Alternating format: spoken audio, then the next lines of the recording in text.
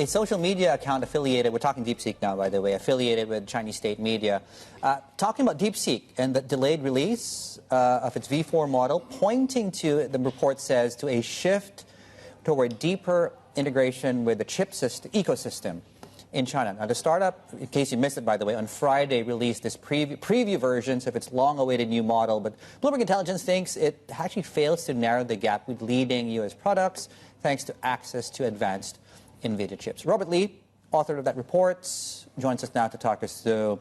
I think we've been spoiled because of the initial DeepSeek moment. This is 1.5 or 2. What do you make of this? Okay, well, compare and contrast to last January when DeepSeek made the big splash. It was off most people's radar. That isn't the case this time. So the new model has been well previewed, well trailed. Its performance and the characteristics largely met with expectations. So hence the lack of major surprise. But where it does lead is in terms of its, again, forging ahead and pushing the barriers in terms of cost down and software optimization, which is the key strategy that China as a whole is pursuing at the moment. And I think the most interesting thing about it, as was detailed in their accompanying white paper, is that the model was trained and developed almost exclusively on Huawei chips. So again, highlighting China's ongoing push towards semiconductor self-sufficiency and reducing any reliance on Nvidia, etc. So therefore, the chance of China taking whole-scale orders from Nvidia going forward, as we've been writing over the recent months, is probably pretty limited.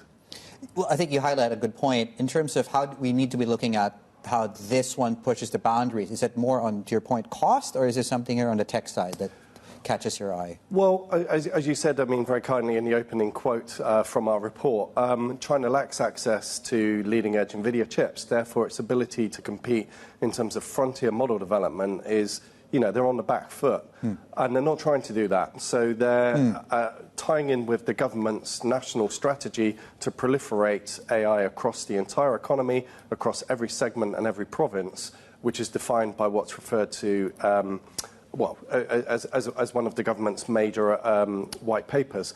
So the focus for Chinese companies, including DeepSeek, is really on efficiency. It's by using clever software optimization techniques to squeeze more performance out of what they have at the moment. And I think if you look at the characteristics and the technical competency of that model, that clearly illustrates that China is developing, I think, a real lead in software-optimized models and in cost down.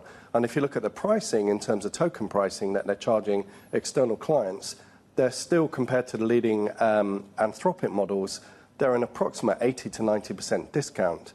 Now, I would suggest that the pricing is a loss-leading price. There's obviously some degree of subsidization going in there, but they're also benefiting from this cost optimization, which allows them to push ahead in terms of pricing.